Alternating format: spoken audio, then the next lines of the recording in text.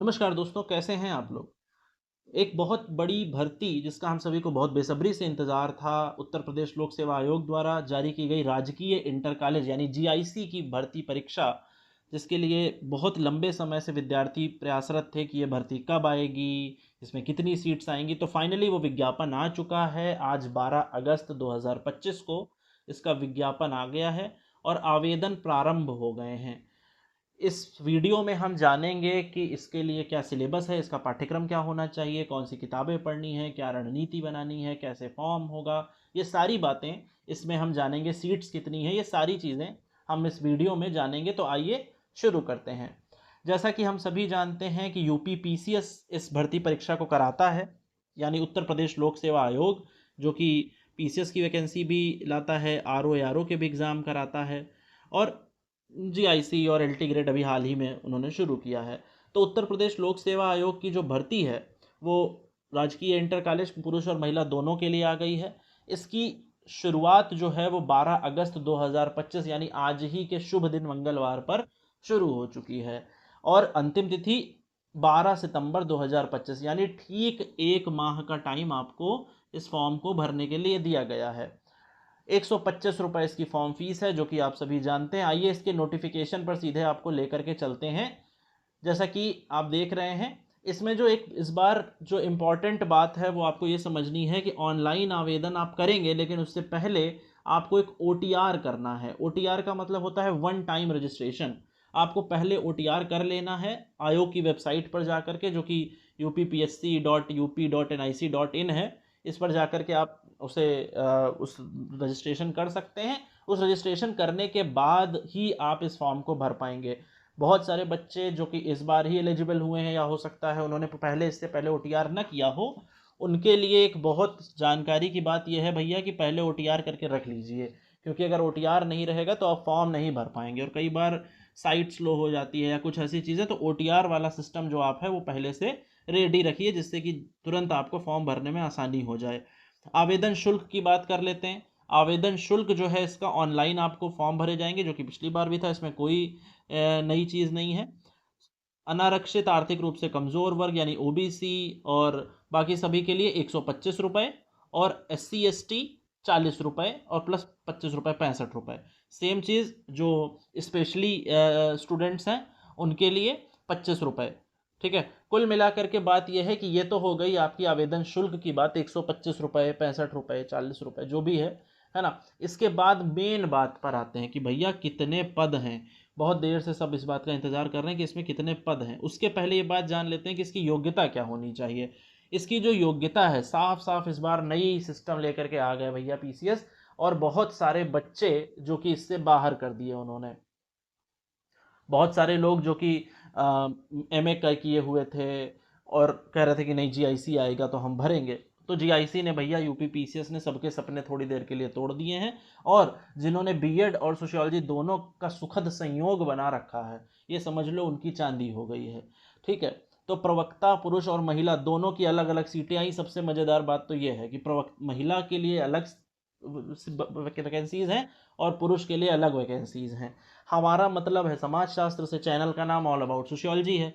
तो सोशियोलॉजी के लिए क्या होना चाहिए, आपके पास एक तो MA हो, पहले नंबर की बात, यानी MA होना चाहिए। और MA के साथ ही साथ आपके पास बीएड की डिग्री भी होनी चाहिए। तो जिनके पास ये सुखद संयोग है, जैसा कि मैंने कहा, वो लोग तुरंत तैयार हो जाएं, खुश हो जाएं और फॉर्म भर डालें और तैयारी में लग जाएं। ठीक है। MA और बीएड चाहिए इसके लिए, जो कि मैंने आपको बता दिया। यही योग्यता लगभग सभी के लिए, हर उसके लिए चाहिए। ठीक है। प्रवक्ता समाजशास्त्र के लिए यही आपको योग्यता चाहिए। इसके बाद चलते हैं सीधा कि इसका पाठ्यक्रम क्या है। पाठ्यक्रम है इसका भैया राजकीय इंटर कॉलेज पुरुष और महिला दोनों के लिए समान है। पहला पेपर 40 नंबर का होगा, आप जानते हैं, ये कोई नई बात नहीं है। पहला पेपर है 40 नंबर का और दूसरा पेपर है 80 नंबर का, यानी टोटल 120 क्वेश्चन आएंगे, जिनका कुल अंक 300 होगा। 40 क्वेश्चन जीएस के आएंगे, जिसमें आपका सामान्य विज्ञान, इतिहास, राष्ट्रीय आंदोलन, राजतंत्र, अर्थव्यवस्था, प्रकृति, कृषि, है ना, भूगोल, थोड़ा सा अंतर्राष्ट्रीय घटनाएं, जीएस, रीजनिंग, यूपी का स्पेशल, ये सारी बातें 40 नंबर में ये पूछ लेंगे, ऐसा इनका मानना है। कुल मिलाकर के आप इतना समझिए 40 क्वेश्चन जनरल नॉलेज के और 80 क्वेश्चन सोशियोलॉजी के आएंगे। ये तो हो गई पहले पेपर की बात जो कि मैंने आपको बताई। प्री होगा पहले और प्री के बाद फिर मेंस होगा, कोई इंटरव्यू नहीं है। कुछ लोग कह रहे थे कि हो सकता है इस बार पैटर्न चेंज कर दे, ना भैया, कोनो पैटर्न चेंज नहीं हुआ है। प्री होगा, प्री के बाद मेंस होगा और फिर उसी के बाद आपका अंक बना दिए जाएंगे। प्री और मेंस इसके लिए मिनिमम जो है रखा गया है एलिजिबिलिटी, 40 नंबर का जीएस, 80 नंबर की सोशियोलॉजी। चलो देखते हैं। अब इसके बाद जो 80 40 120 में से जो बढ़िया अंक लाएगा या जितने ज़्यादा अंक लेकर के आएगा उसको फिर मेंस में बुलाया जाएगा और मेंस के बाद फिर वही उनका एक पेपर जीएस का, सॉरी हिंदी का, और एक पेपर आपका सोशियोलॉजी का आंसर राइटिंग वो कराया जाएगा। इसके लिए तो आप प्रिपेयर ही थे, तो आपको पता ही था कि ऐसा होगा। तो कुल मिलाकर के पहले आपको प्री निकालना है, तभी तो मेंस न लिखिएगा भाई। तो इसलिए प्री के लिए अभी फिलहाल ध्यान दीजिए। आगे देखते हैं, इसके सिलेबस की बात कर लेते हैं। बड़ा चिंतित थे सब कि इसका सिलेबस कैसा होगा। इसके सिलेबस में अगर हम देखें तो ये रहा समाजशास्त्र आपका। समाजशास्त्र में सिंपल सिंपल सी यूनिट वाइज सिलेबस है। ये सिलेबस थोड़ा सा और सिस्टमेटिक तरीके से हम आपको प्रोवाइड करा देंगे।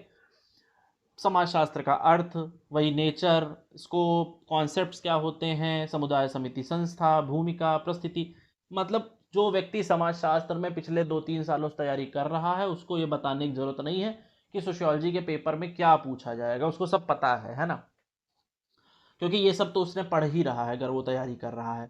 सोशल प्रोसेस, सहयोग, प्रतिस्पर्धा, संघर्ष, Comte, Karl Marx, Spencer, Emile Durkheim, Weber, तो थोड़े बहुत Indian thinker Radha Kamal Mukherjee, M N Srinivas, Ghurye, प्रघटना शास्त्र यानी ethnomethodology, phenomenology, structuralism, Marxism, conflict theory, exchange theory, symbolic interactionism, ये सारी बातें।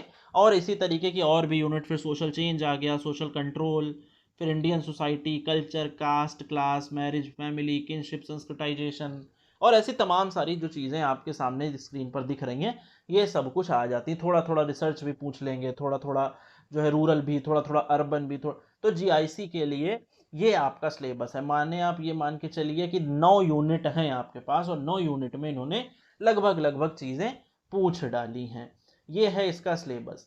अब बात ये आती है कि सर ठीक है, सिलेबस की तो बात हो गई, लेकिन अब इसके लिए पढ़ा कैसे जाए, इसके लिए कौन सी बुक्स खरीदें और कौन सा ये क्या, ये सारी बातें वैसे तो हर स्टूडेंट के पूछना जायज़ है कि हम क्या काम को करना चाहिए।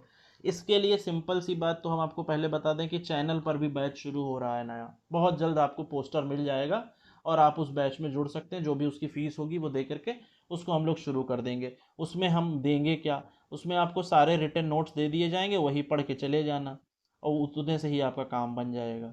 ठीक है, प्री भर का तो हो ही जाएगा, बाकी मेंस के लिए फिर आपको स्ट्रैटेजी आगे बताई जाएगी। रिटन नोट्स आपको जो एमसीक्यू या पीवाईक्यू चाहिए होंगे वो, ठीक है, और प्लस आपकी लाइव क्लासेस, ये भी उसी बैच की फ़ीस में शामिल हैं। नंबर नीचे दिया हुआ है, आप उस पर कॉल करके पूछ सकते हैं कि क्या उसकी रणनीति होगी या क्या उसकी स्ट्रेटजी होनी चाहिए।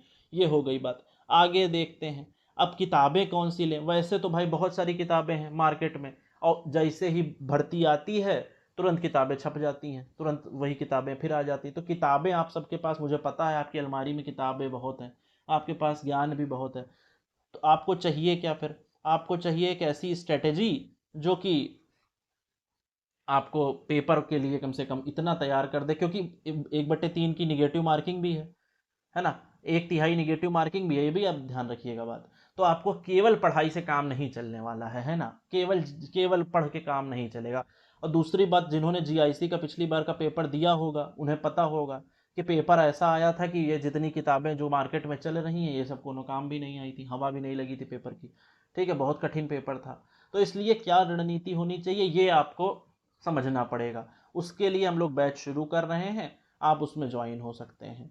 ठीक है, अभी आपके पास बहुत लंबा समय है, आप उसके लिए बढ़िया से तैयारी कर लीजिएगा, अच्छे से पढ़ाई कर लेंगे। लेकिन अब ये समझ लो नोटिफिकेशन आ गया है, अच्छी खासी सीट्स आ गई हैं, और अब इन सीट्स के बाद अब भी अगर कोई गुंजाइश नहीं बचनी चाहिए, क्योंकि अब इतनी बड़े स्तर पर कोई वैकेंसी दोबारा नहीं आएगी। सीट की बात करें अगर, तो सीट में जैसा कि मैंने आपको बताया महिला और पुरुष दोनों के लिए अलग अलग सीटें आई हैं। महिला की सीट अलग हैं और पुरुष की सीट्स अलग हैं। ठीक है, आइए दिखा देते हैं आपको। समाजशास्त्र की बात करें तो समाजशास्त्र में जो पुरुष हैं वो थोड़ा सा पीछे रह गए हैं, आपकी पुरुष की सीटें कम हैं, 23 पुरुष, कुल सीटें पुरुष की 23 हैं, ठीक है, और उसमें वो आप अपना देख लो क्या है। और उसके बाद कुल सीटें महिलाओं की 44 हैं, यानी लगभग लगभग डबल पे निकल गई हैं महिलाएं। 23 सीटें पुरुषों की हैं प्लस 44 सीटें महिलाओं की हैं, यानी ये हो गया मेल वाला, ये हो गया फीमेल वाला। मज़े की बात यह है इन दोनों को एयर टाइट कंटेनर में बंद कर दिया गया है, पुरुष वाले पुरुष में, महिला वाले महिला में। कहने का मतलब महिला के जो प्रवक्ता का राजकीय इंटर कॉलेज हैं वो अलग हैं, पुरुष वाले अलग। तो 23 और 44 यानी हो गया आपका 4 3 7 और 4 2 6, यानी लगभग लगभग 67 पोस्ट भैया आपके सामने हाजिर हैं। अब 67 बहुत होती हैं, क्यों होती हैं बहुत? पहली बात तो जितने एमए नेट और पीएचडी और दुनिया भर की डिग्रियां लिए बैठे थे वो सब हैं बाहर। तो इसके लिए चाहिए क्या? इसके लिए चाहिए सिंपल सा एक एमए, किसी भी डिस्टेंस लर्निंग हो, कोनो इग्नू से हो, आरटीओ से हो, दुनिया भर के जितने जो आप कमेंट सेक्शन में सवाल पूछते हैं, कैसी डिग्री हो, एमए की डिग्री हो बस, कानपुर हो, गोंडा हो, बस्ती बहराइच चाहे जो हो, ठीक है, एमए डिग्री हो आपके पास, और साथ में बस आपने बीएड कर लिया हो, बस समझ लो आपने जो है, सोचो जो जिस किसी ने बीएड डांटने की वजह से घर वालों कहने से कर लिया होगा, आज समझ लो खुशियां मना रहा होगा, बड़ों की बात मान करके फायदा पा गया होगा। तो एमए प्लस बीएड आपके पास होना चाहिए। 67 सीटें आई हैं, इतनी बड़ी सीट अब दोबारा नहीं आएगी, पिछली बार से ठीक ही सीट है ना। तो कुछ लोग मुझसे कह रहे थे कि सीट्स कम हैं, महिलाओं की सीटें कहाँ आती, तो भैया देख लो 44 सीटें हैं, अब इससे ज़्यादा क्या होगा, है ना, इतनी तो हायर में भी नहीं आती हैं। दूसरी बात, कंपटीशन ऑटोमेटिक छट गया, क्योंकि बिना बीएड वाले फॉर्म ही नहीं भर सकते, और बीएड और एमए सोशियोलॉजी किए हों ऐसे बहुत कम लोग हैं। कम लोग हैं मतलब इतने कम नहीं है, लेकिन अगर आप पहले तो सारे एमए वाले भर रहे थे तो सोचो कोई फिल्टर ही नहीं था, अब कम से कम बीएड का फिल्टर तो लगा दिया गया है, तो इसलिए एमए और बीएड किए हुए लोग भरेंगे। बहुत सुनहरा मौका है भैया।